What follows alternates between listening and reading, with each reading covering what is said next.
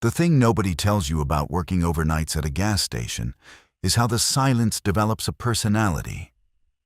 By 2 in the morning, the fluorescent hum had stopped being noise and started being company.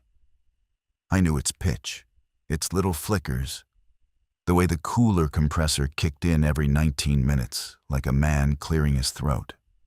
I'm telling you this because I need you to understand what kind of person I was before that night. The kind who counted compressor cycles. The kind who thought the worst thing that could happen was a drunk paying in nickels.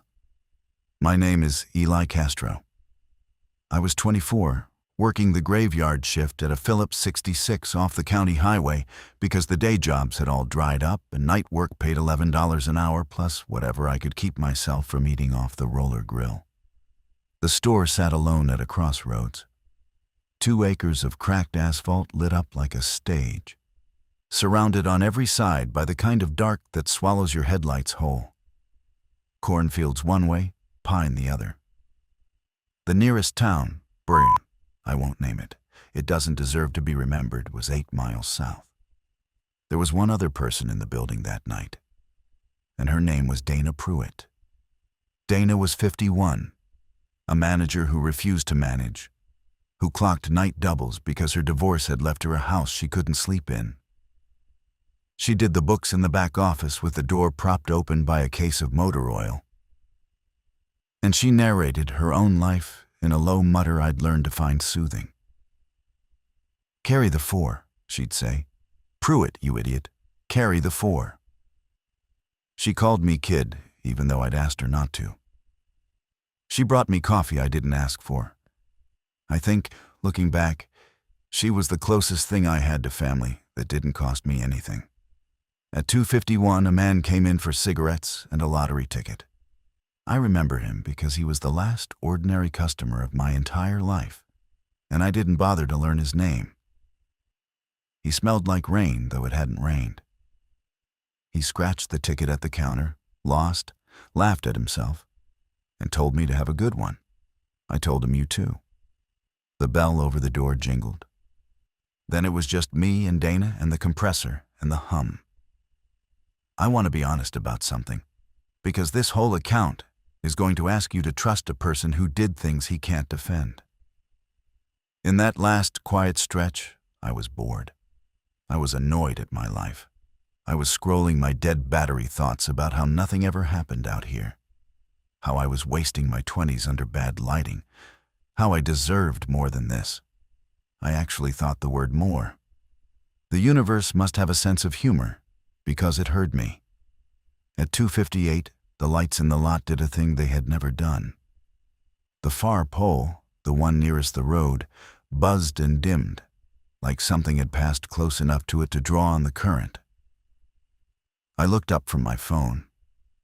Out at the edge of the apron, right where the asphalt gave up, and the dark began, the shadows were moving wrong. Not blowing trash wrong, not stray dog wrong. Wrong like the dark had developed a forward gear. "Dana," I called, and my voice came out smaller than I meant it to. "Dana, come look at this." She didn't, not right away. She said, "If it's that raccoon again, you're cleaning it up." And I almost laughed, almost let myself believe it was the raccoon. But then the first shape stepped into the light, and the second behind it, and a third that walked like its hips had forgotten the agreement they'd made with its legs. They came out of the darkness the way water finds a crack without urgency, without doubt, simply because the way was open. And I understood, in the cold, flat way you understand a thing too big to feel yet, that the night had finally decided to give me more. I have replayed the next 90 seconds more times than I have replayed any other 90 seconds of my life. And I still can't make myself move faster in the memory. I stood behind the counter and watched 3 people who were not people anymore cross my lot. And my body did nothing. There's a lie we tell about emergencies, that the trained part of you takes over. Nobody had trained me for this. The part that took over was the part that wanted to believe I was seeing actors, addicts, A prank. Anything with an explanation that let me keep being bored. The nearest one walked into the ice freezer outside, the chest cooler with the busted lid, and didn't stop walking. It just pressed into it, arms slack, head tilting, and the metal boomed under the weight. That sound did what my eyes couldn't. It made it real. Sound is heavier than sight at 3 in the morning. Dana. I didn't yell it this time. I said it the way you say a name when you need the person to still be there. Dana, lock the back door. Lock it now. Something in my tone reached her. I heard the office chair scrape, heard her come down the short hall, and then I heard her stop. She'd reached the front and seen what I was seeing through the big plate windows. The lot, the light, and the things in it. More of them now. 6, 8. Drifting in from 3 directions like the crossroads had called them home.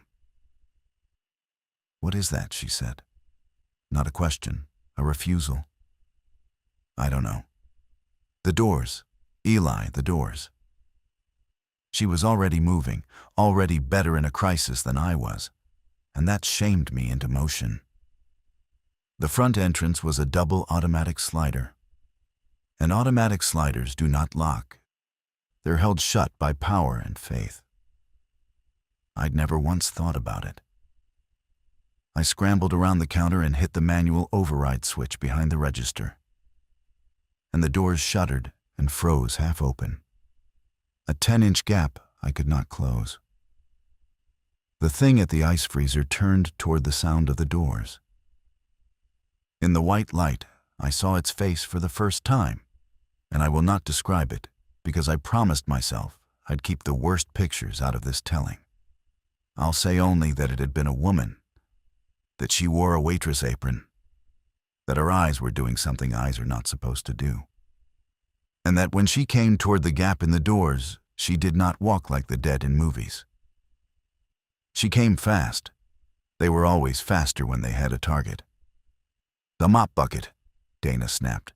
"Wedge it." I grabbed the wringer bucket, dumped the gray water across the floor, and jammed the whole thing into the door gap sideways, kicking it until the frame groaned. The waitress hit the glass a second later. The doors held. The bucket held. My heart did not hold. It was up in my throat, doing something arrhythmic and frantic. We backed away together, Dana and me, into the center of the store, surrounded by aisles of beef jerky and energy drinks and 40-cent candy, the most ordinary inventory of the apocalypse. Through the window, 11, then 13. They surrounded the lit island of the store and pressed their hands to the glass, and the glass began, very faintly, to register their weight. "Phone," Dana said. "Call somebody." I called 911. It rang. It rang. A recording told me my call was important. I laughed, a horrible little sound. And Dana looked at me and I saw she was as scared as I was. And somehow that steadied us both. 2 scared people are braver than 1. "Okay, kid," she said low. "Okay. We think. We don't panic. We think." She put her hand flat on the counter like she was holding the building down. "What do we have in here that they can't get through?" And I looked around at the glass, all that glass, and I understood we were standing inside a lantern, and the whole dark countryside had seen the light. The back of the store was the answer and the trap, both at once. There was a stock room with a steel security door, no windows, 1 exit to the alley that we'd already bolted. If we got in there, we'd be in a box the dead couldn't open. But a box is a box. You can't see out of a box, and you can't last in a box. And the moment we went in, we'd be betting our lives on a rescue that the dead 911 line told me wasn't coming. Dana said it before I could. "We don't go in there yet. That's the last room. You don't spend the last room early." I think that sentence saved us, that night and after. You don't spend the last room early. Dana had been a hospice aide before she managed gas stations, and she said later that dying people taught her about thresholds, about not crossing the final one until you absolutely had to. At the time, I just knew she sounded certain. And certainty was the only currency I had no supply of. We took stock, 2 of us. 1 pricing gun, 1 box cutter, the mop handle, a fire extinguisher, and 40 feet of glass between us and 13 things that wanted in. The register drawer had $200 I'd briefly, insanely thought about. There was a deer rifle in nobody's truck because nobody's truck was here. The customers' cars in the lot belonged to the dead now. I could see one still running, headlights on, driver's door hanging open, the engine of someone who'd left in a hurry and not gotten far. That car, I said. If we could get to that car. Through them. Dana didn't sneer. She just asked, "Count them again." I counted them again. The number had gone up. That was the moment the night taught me its real rule, the rule I'd spend the rest of it failing to obey. The light that kept us visible was the only thing keeping us alive, because the dead couldn't open doors and couldn't break tempered glass quickly. But the light was also a flare, fired straight up into the dark. And every minute it burned, it called more of them in from the fields. We were safe, and we were summoning our own siege. The longer we waited for rescue, the worse the odds of escape became. Time was not on our side. Time had switched sides hours ago and forgotten to tell us. A fist, I'll call it a fist, came through the lowest pane of the cooler door on the east wall. Not the front glass, the cooler.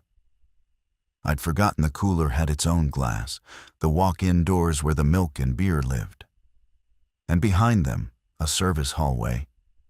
And behind that, an exterior door I had personally propped open at midnight to carry out the trash and had personally, idiotically, never relocked. The cooler, I breathed. Dana was already running. She was 51, and she beat me to the cooler hallway by a full second, and we threw our shoulders against the swinging door as the first of them came through the propped exterior entrance into the cold. The cooler was a meat locker now, in every sense. We held the inner door, our feet skating on the wet tile, and through the little porthole window, I watched a teenage boy in a Letterman jacket walk into the milk shelves and keep walking, knocking gallons to the floor, his mouth working at nothing. "We can't hold this in the front," Dana gasped. "We have to pick a room, Eli. We have to pick our room." Here is where I have to introduce the third person, because she chose that exact moment to start screaming from the supply alley. And her name was Marisol Vega. And saving her or not saving her became the first decision that broke something in me I haven't been able to fix. The screaming came from outside the bolted alley door, on the same side as the propped cooler entrance the dead were now pouring through. A woman's voice, young, raw, hammering on metal and shrieking a word that took me 3 repetitions to parse. Open, open, open. Through the cooler porthole, I could see the service hallway. And at the far end of it, framed in the open exterior doorway she must have run to, was a girl, maybe 19, pressed into the door frame, and behind her, the moving dark. And between her and us, the Letterman boy and 2 others now feeding on the spilled milk light like moths. "There's someone out there," I said. "I hear her." "We have to. If we open that door," Donna said, and her voice was the flattest I ever heard it. "We open it to all of them. The whole hallway comes in. You understand what I'm telling you. We let her in, we let them in. The cooler stops being a wall." I want to tell you I didn't hesitate. I want that so badly. The truth is, I stood with my hand on the inner cooler door's latch, and I did arithmetic. The worst arithmetic of my life. One girl I'd never met. 2 people I could maybe still save, one of whom had brought me coffee for a year.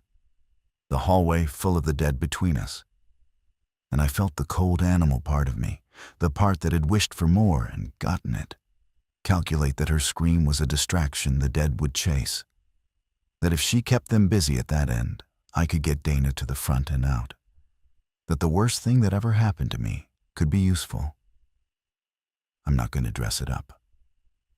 For about 4 seconds, I planned to let her die, because her dying bought me time. Then she screamed my name. Not my name, she couldn't know it. She screamed, "Please." And please. And a girl's voice at 3 in the morning is a key that fits a lock you didn't know you had. I yanked the latch. Dana grabbed my arm hard enough to bruise. "Eli, no!" And I shook her off, which I had never done to anyone, and I went into the cold. The next part is fast because it was fast. I went down the cooler hallway with the fire extinguisher, and I hit the Letterman boy across the side of the head with the base of it. And he went down, and I did not look to see if he got up. I hit the second one. The third one I sprayed, full blast, the white CO2 cloud filling the hallway. And in the confusion, I reached the girl and grabbed her wrist and hauled her past the open exterior door. And I kicked that door shut and threw my whole body against it while she sobbed against my chest, a stranger, and the dead boomed into the metal from outside. "Bolt!" I shouted. "Marisol, bolt! Is there a bolt?" She found it. She slammed it home with shaking hands. And then we ran, the 3 of us now, back through the cold and the milk and the white fog into the lit store. And we shoved the cooler's inner door shut behind us and braced it with a hand truck. And I stood there gasping, alive, having saved her. And Dana would not look at me, because we both knew the thing I hadn't said out loud. That for 4 seconds, I'd have traded the screaming girl for an exit, and only her one small word had stopped me. Marisol was 19. And she'd been driving home from a closing shift at a diner 2 towns over when her car died at the crossroads. Not the dead, just an alternator. The ordinary mechanical betrayal that had probably saved her life by stranding her near a lit building. She told us this in fragments, sitting on the floor behind the counter with her back against the cigarette rack, her knees up, her whole body still convulsing with the aftershocks of the run.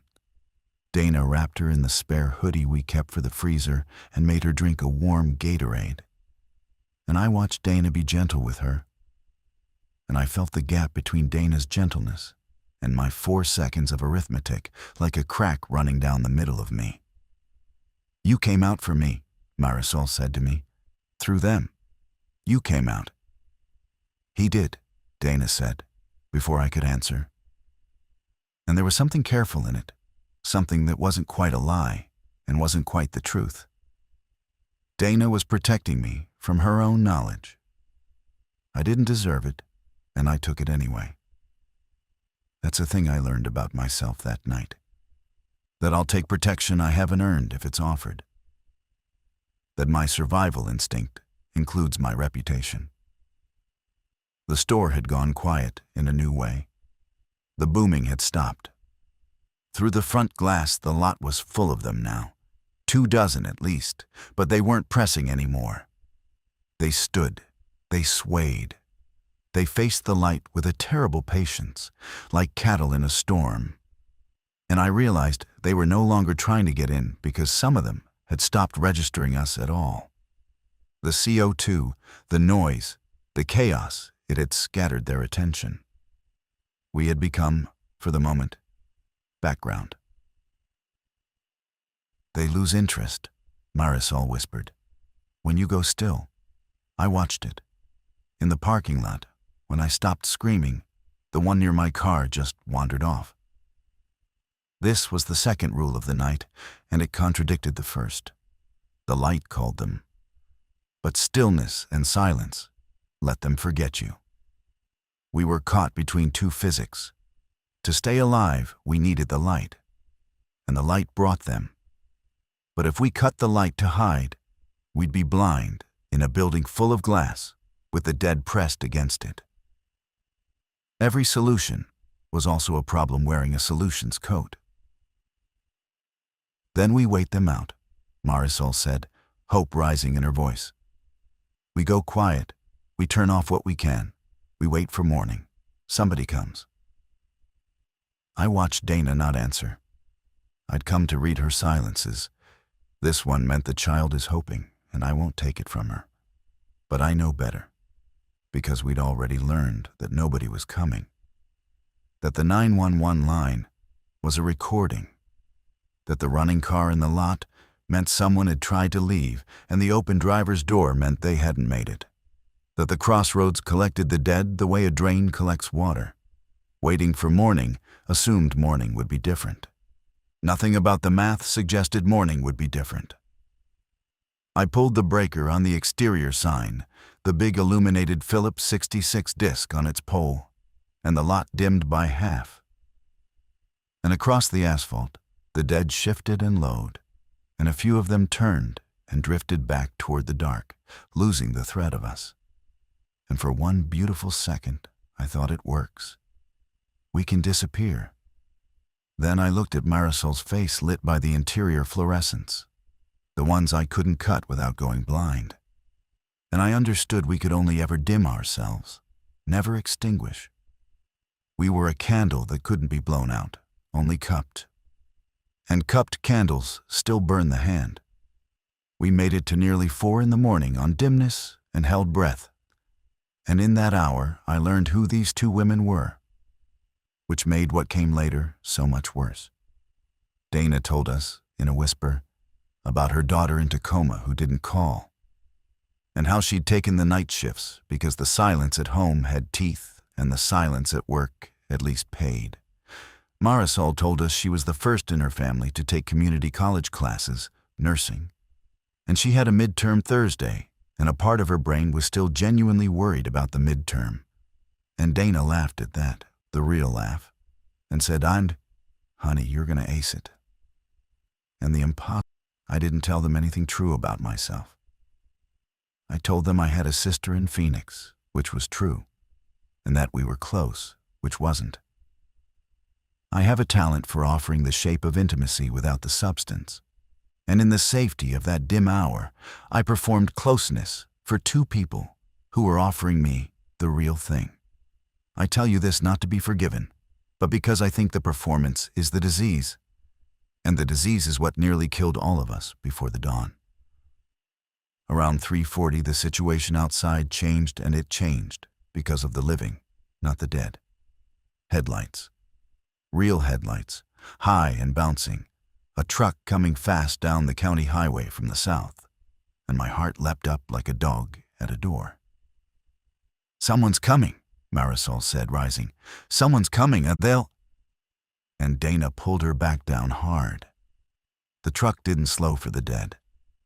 It plowed through the edge of the herd, scattered bodies like a snowplow, and skidded sideways into the lot. And 3 men got out with guns, and a kind of organized speed that told me immediately they'd been doing this for hours and had a system. They weren't lost. They weren't scared the way we were scared. They moved like men who decided the rules were gone and were enjoying the discovery. "Inside the store," one of them shouted. And I realized with a cold drop in my gut that he meant our store, that they'd come for the store, that a lit gas station with food and fuel and a register was exactly what organized living men would come for. They weren't rescue. They were the next category of threat, the one Dana had been quietest about, the one I hadn't let myself imagine, that the worst thing in the dark might not be dead at all. They started firing at the herd to clear a path to our doors, efficient, conserving, headshots, and each shot was a beacon louder than any light, And out in the fields beyond the lot, I saw the darkness answer more shapes, drawn by the sound, more than the men could ever clear. The men didn't understand the second rule. They were making noise to fight the dead, and the noise was making more dead. They were going to bring the whole night down on this crossroads, and they were going to do it on top of us. "We have to get out before they get in," Dana said. "Or before the noise brings everything. Eli, the cooler hallway, the alley door, while they're distracted out front." She was already crawling.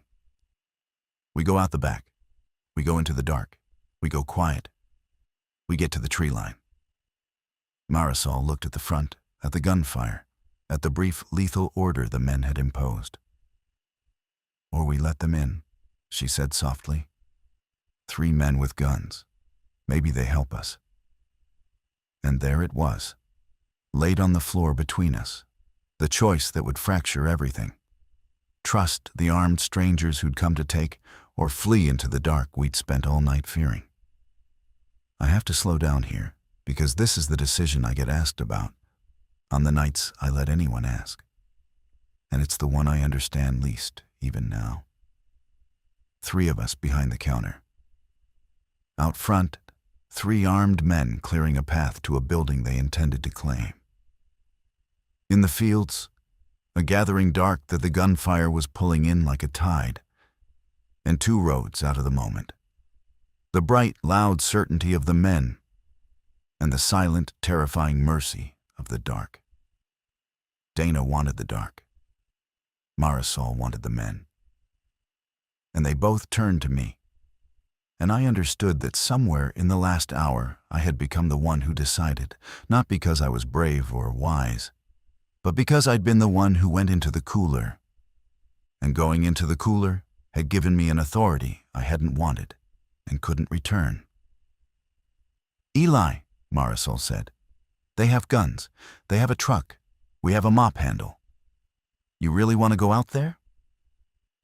She gestured at the black windows on the alley side, the ones I couldn't see through, the ones that might have anything pressed against them. "They didn't come to save anybody," Dana said. "Watch how they move. They're not looking for survivors. They're looking for what they can take. We're not on their list, kid. We're in their way." Both true. That was the horror of it. Both completely true. The dark would probably kill us. The men would definitely use us, and might kill us, and at best would absorb us into whatever brutal system let them move like that. And I'd watched enough of the world before all this to know what happens to a 19-year-old girl absorbed into a system run by 3 armed men who've decided the rules are gone. And I made the call. I made it fast, and I made it for the wrong reason. And the wrong reason was this. I didn't trust myself with the men, not the men myself, because I knew that if I walked out front and put us under the protection of armed strangers, the part of me that did 4-second arithmetic would start calculating again, would start figuring out what I could trade and who I could spend to keep myself in the truck. The dark didn't tempt that part of me. The dark just wanted to kill us cleanly. The men would invite me to become something, and I was more afraid of what I'd become than of what would eat me. "We go out the back," I said. "Now, quiet. We hold hands so we don't lose each other, and we move toward the tree line, and we do not run unless I say run." Marisol stared at me. "You're choosing the dark." "I'm choosing us," I said, which sounded like wisdom and was actually fear. And she heard the conviction and not the fear. And she nodded, and Dana squeezed my shoulder once, hard, the only thanks she ever gave me and the only one I ever earned. We crawled to the cooler.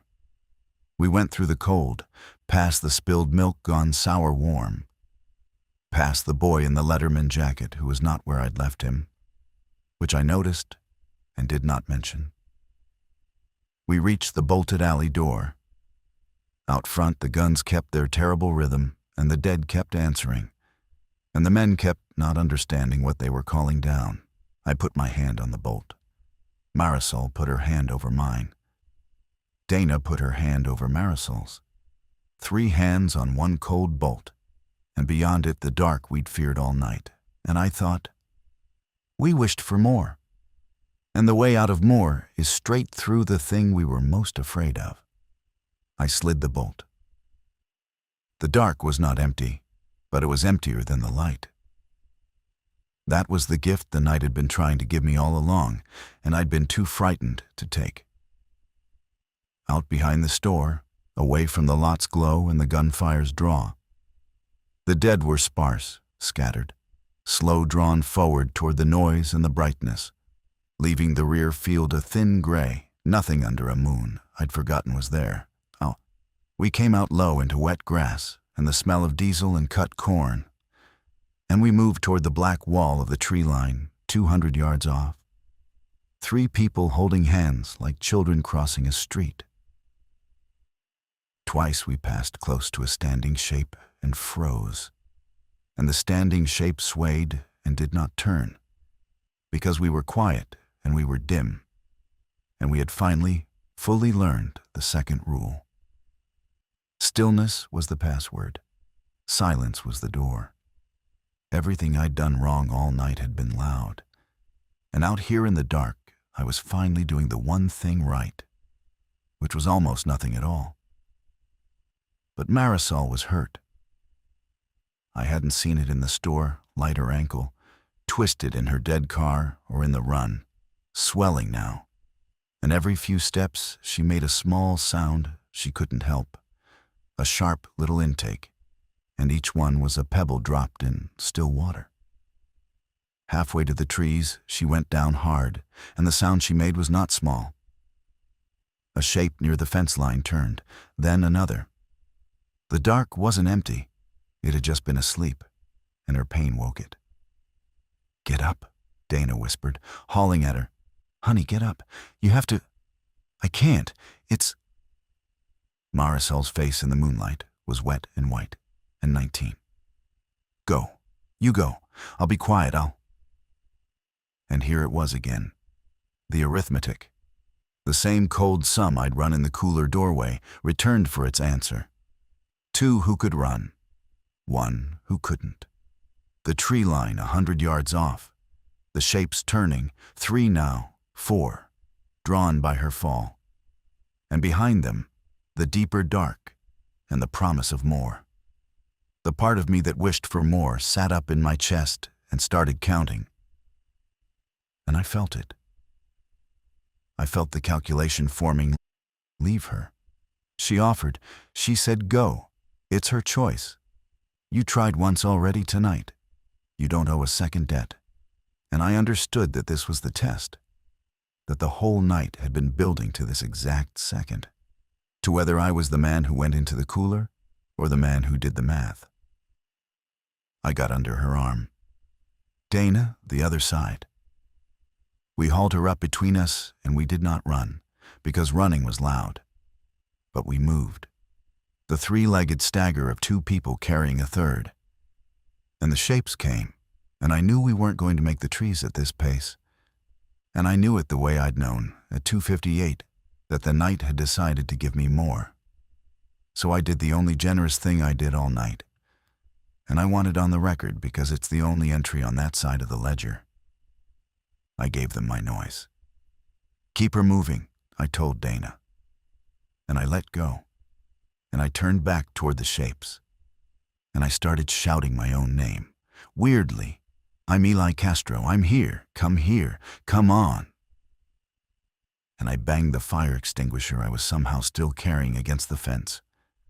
And I became the loud thing, the bright thing in sound, the beacon, drawing them off her and onto me, buying the 2 of them the quiet they needed to reach the trees. You'd think becoming bait would feel like courage. It didn't. It felt like the most honest thing I'd ever done, which is a different and lonelier feeling. I ran along the fence line away from the women, shouting, banging, a one-man parade for the dead. And they came off Marisol and Dana and onto me the way iron filings turn toward a magnet. And behind me, I didn't look. I couldn't look. I heard the staggering rhythm of two people reaching the tree line and going in. I'd love to tell you I had a plan. The plan was to be loud until they were safe, and then to be silent and disappear, to flip the two rules like a coin at the right instant. But the dark behind the store wasn't the dark I knew. And I ran into a drainage ditch I didn't see and went down into cold water to my waist. And the fire extinguisher flew out of my hands. And suddenly I was the silent thing again, the still thing. And the dead I'd called were all around the lip of the ditch in the dark, swaying, listening, having lost the loud thing the second it fell quiet. I lay in that ditch in cold water, and I did not move, and I did not breathe more than I had to.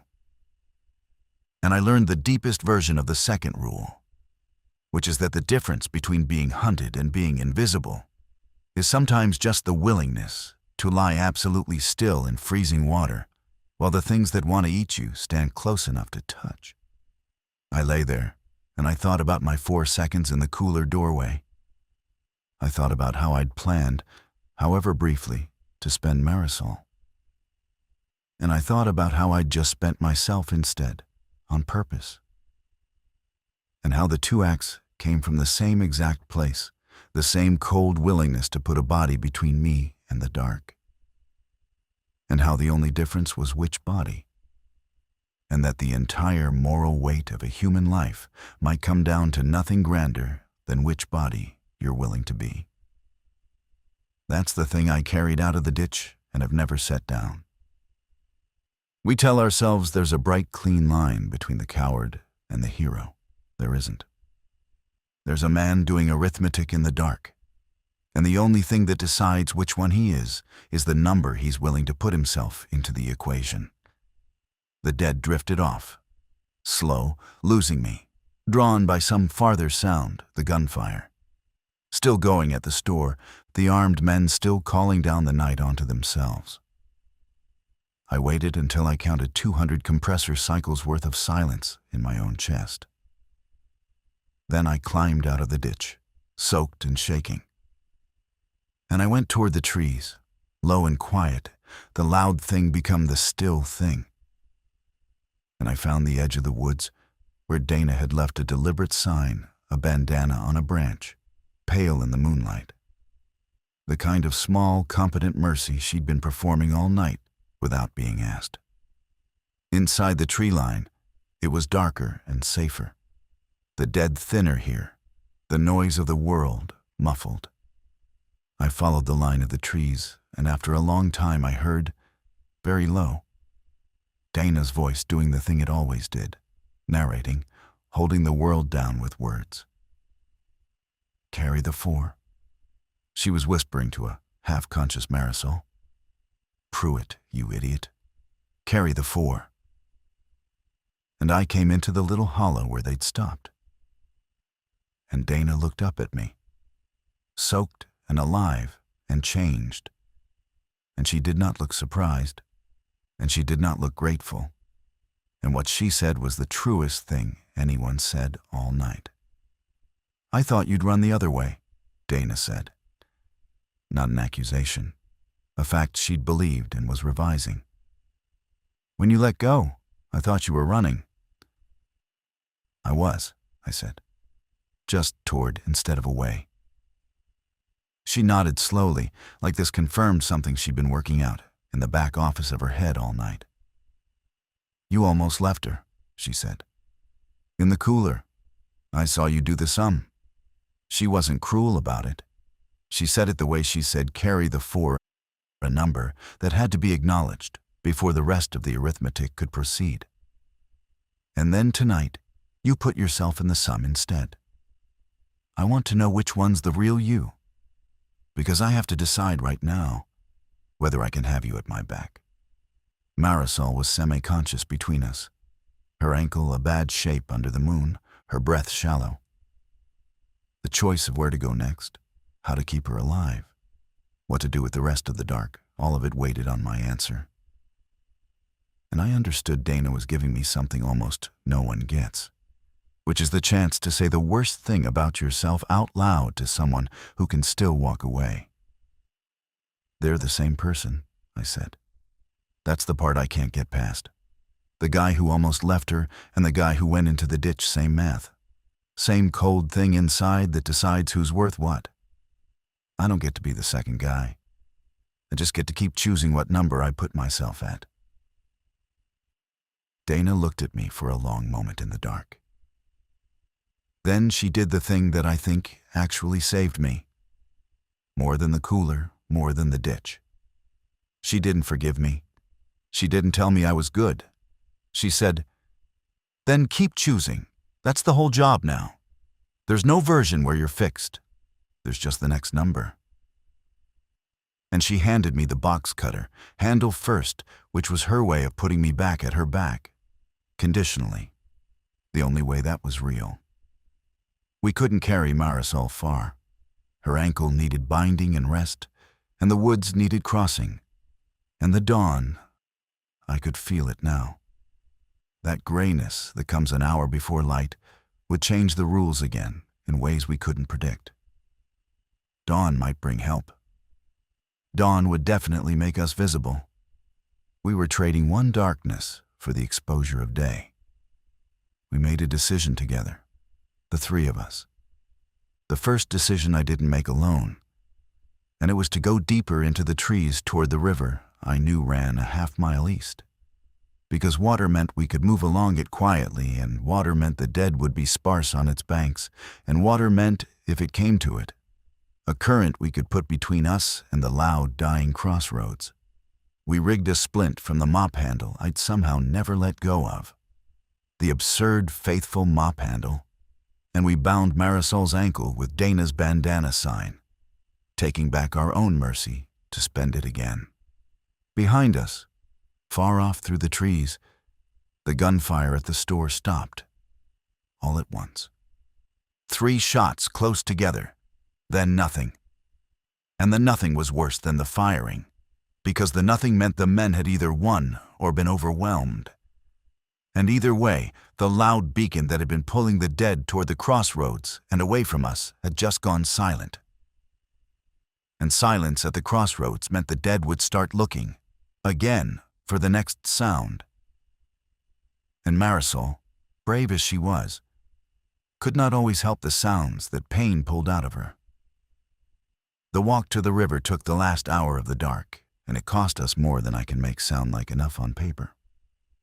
We moved a few yards at a time, freezing whenever Marisol's breath caught. And the dead in the trees were few, but they were there.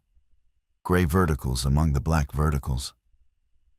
And twice we stood for what felt like an entire winter, while one swayed close enough that I could hear the wet machinery of whatever it had instead of breathing. Dana developed a system. Because Dana developed systems the way other people developed fear. When Marisol had to make a sound, Dana would make a louder one a little ways off and then go still, drawing the attention to a place none of us were. A controlled detonation of noise. She was spending herself in small denominations, over and over, the opposite of the men at the store who'd spend everything loud at once. I watched her do this, and I learned the last rule of the night. The one that undid the first 2. The light calls them. Stillness hides you. But mercy, deliberate, costly. Aimed mercy is a third thing, a way of spending noise and risk on purpose for someone else, in measured amounts, so that the people you love get to stay quiet. Donna had been doing it all night. The hoodie, the lie about the midterm, the bandana, the carry the 4. She knew exactly what each small mercy cost, and she paid it anyway, in correct change. And that was the difference between her arithmetic and mine. I did sums to find the cheapest way out. She did sums to find the most she could afford to give. We reached the river as the sky went from black to the color of dirty steel. It ran low and quiet between muddy banks. On the far side was more trees. And somewhere beyond that, Donna said, was a county road that the dead might not have found yet because it led nowhere anyone would drive in a panic. We had a choice. Cross now, in the last dark, cold and loud through the water with an injured girl, or wait for full light on this bank, dry and visible and rested. Marisol made the choice for us. And it was the bravest thing I saw all night, braver than the ditch, because it cost her more. Cross now, she said. While it's dark, I'll be quiet. I swear to God I'll be quiet. Just don't wait on me into the daylight. Don't let me be the reason they see you in the light. She'd done her own arithmetic, finally, and put herself in it the way I'd had to learn to. And I understood that the lesson of the night wasn't mine alone, that everyone who survives it learns the same cold sum, and the only grace is in how you choose to solve it. We went into the river. It was so cold it stopped my heart for a beat, and then started it again harder. We held Marisol between us, and we held each other, and the current pulled at our legs like the dark had pulled at us all night, wanting us to let go, and we did not let go. We did not let go. 3 people in a black river under a steel sky, and behind us the crossroads burned its silent light into the lifting fog. And ahead of us was a far bank we couldn't see. And I thought, this is the realest thing I have ever done. And the only person who taught me how to do it is the woman whose hand is in mine. We came out of the river on the far side as the first real light touched the tops of the trees. And we were alive, all 3 of us. And being alive in that gray dawn was the strangest sensation of my life, not triumph, not relief, just a kind of stunned continuance. The engine of me still running when by every law of the night it should have stalled. We collapsed in the brush above the bank, and we shook with cold, and we did not speak. And the dead did not come, because the dawn had thinned them, or the river had hidden us, or because the loud dying crossroads behind us was still pulling them inward. No way. I lay in the wet leaves and watched Dana check Marisol's ankle with hands that had been gentle all night and were gentle still, and I felt the night's last lesson finish arriving in me. I had spent the dark believing the question was whether I was good or bad, hero or coward, the man in the cooler doorway or the man in the ditch. But lying on that far bank, and understood the question had been wrong the whole time. There is no fixed answer to what kind of man you are. There is only the river of choices, and you are whatever you're doing in the current right now. And the only thing that carries forward is the willingness to keep choosing the harder, more generous number when the cold thing in your chest offers you the cheaper one. Listen, Dana said quietly. Engine sound far off, on the county road she'd promised was there. Not gunfire. A motor running steady, slowing, the particular sound of a vehicle looking for something. We went still by a reflex.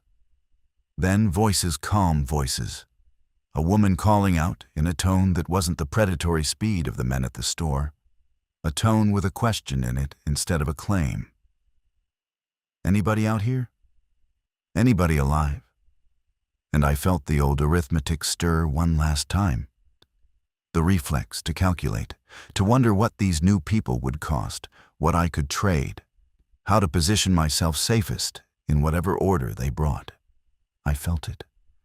And I want to be honest that I'll always feel it, that Dana was right, and there's no version where I'm fixed. But I felt myself do, for the first time, without anyone forcing me, the other math, the expensive math. What can I afford to give? Who do I put in the equation? And I put myself in it. Stay down, I told the women. Let me go first. If they're wrong, I'll be the loud thing and you go back to the water. And Dana looked at me. And this time something in her face did change. Finally, not gratitude exactly, but recognition. The look you give someone who has stopped being a risk you're managing and become a person you'd choose. No, she said. We go together. That's the whole point. Nobody's the bait anymore. We go together or we don't go. And she took my hand. And she took Marisol's. And we stood up together into the gray light on the far bank. 3 soaked strangers who had become, over one night, the only family any of us had that didn't cost more than it gave. The people on the road were a woman named Frances and her grown son Pete. And they were not predators, and they were not rescue. They were just 2 more people doing the cold arithmetic of the new world and arriving somehow at generosity. Frances had a church van and a half-tank of gas and a hard, sensible face. And she looked at the 3 of us, the soaked manager, the injured nursing student, the gas station kid still inexplicably holding a mop handle, and she did her own sum out loud, which I respected more than any kindness she could have performed. 3 more mouths, she said. 1 that can't walk. Gas I can't replace. She let it sit. Then, and 6 hands, 2 of them that already know how to keep quiet, which is more than I can say for most. You eat what we eat. You pull what we pull. Anybody who does math about leaving somebody else behind, they're the one who walks. That's the rule. She looked hard at me when she said the part about doing math, like she could smell it on me, and maybe she could. People who survive learn to smell it. That's the rule we already have, Dana said. Then we'll get along. They loaded Marisol into the van first, gently, and Pete splinted her ankle properly with a real kit. And Marisol, 19, brave, still somewhere in the back of her mind, worried about a midterm in a world that no longer had Thursdays, cried a little, finally, now that crying was safe. And Frances let her, and didn't try to stop it or fix it, which is its own kind of mercy I was still learning to recognize. We didn't go far that day. There was nowhere to go yet. The world hadn't finished telling us how big the dark was. We drove to a grain co-op a few miles up the road, a cluster of metal buildings with sight lines and a single approach and no glass to turn us into a lantern. And we held there, the 5 of us. And then 6 when we found an old man hiding in the office. And then 9 over the following days as the quiet ones found us, the way water finds the low ground. I won't tell that part as a story. It was 100 small decisions, each one a sum, each one a chance to put yourself in the equation or to leave yourself out of it. And the only thing I'm proud of from those weeks is that I lost, slowly, the habit of looking for the cheapest body to spend. But I never lost the reflex entirely.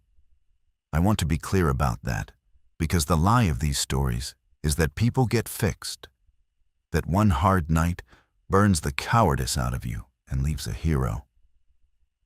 It didn't. To this day, when a decision comes that pits my survival against someone else's, I feel the cold thing wake up and start counting, fast, before I can stop it. The difference Dana taught me on the far bank isn't that the cold thing dies. It's that I've gotten faster at overruling it. That's all. That's the whole transformation. A man who still does the cheap math first and the expensive math second, but who has trained the second to come quick enough to matter. I told Dana once, weeks into the co-op, on a watch shift under stars that had gotten brighter now that no town for 50 miles burned a single light, that I didn't understand why she'd kept me at her back after she saw me do the sum in the cooler doorway. She was quiet for a while, doing the books of it in her head the way she did everything. Because the ones who scare me aren't the ones who do the math, she finally said. Everybody does the math. The dead don't. But every living person who makes it past the first night does. The ones who scare me are the ones who don't know they're doing it. The men at the store, they thought they were just being practical. They never once felt the cold thing for what it was. You felt it. It horrified you. A man who's horrified by the cheap math is the only kind I'll keep at my back, because he's the only kind who'll fight himself when it counts. She nudged my shoulder, the closest she came to affection. You spent yourself in that ditch, kid. That told me everything. Not that you're good. That you'd rather be the body than spend somebody else's. That's not goodness. That's just the right kind of broken. I've thought about that more than anything else from those days. The right kind of broken. I used to want to be the kind of person who'd never do the cooler doorway math at all. The clean kind at peace with never being that. The clean people, I've come to think, are mostly people who've never been tested, or people like the men at the store who've stopped being able to hear the cold thing because they've agreed with it so completely. I'd rather be the kind who hears it, and flinches, and does the other math anyway, a half-second late, paying full price. Marisol healed. She walks fine now. She runs a kind of clinic out of the co-op office. The nursing she never got to finish coming out of her in improvised pieces. And the first time she set a stranger's broken arm, I watched her do it, and I thought about a girl screaming please through a cold, cooler hallway, and how close I came to letting that please go unanswered, and how the entire shape of every good thing that came after hung on 4 seconds and one stranger's instinct to say the right word. That's the part that keeps me up. The watch shifts notwithstanding. Not the dead. The dead are simple. They only ever want one thing, and they're honest about it. What keeps me up is how thin the margin was, how my best act and my worst act came from the identical cold place, how I'm not a good man, who did good things, but a calculating man, who got lucky in his calculations one night, and has been trying to deserve that luck ever since. The dead walked out of the darkness at 3 a.m. and gave me the more I'd wished for.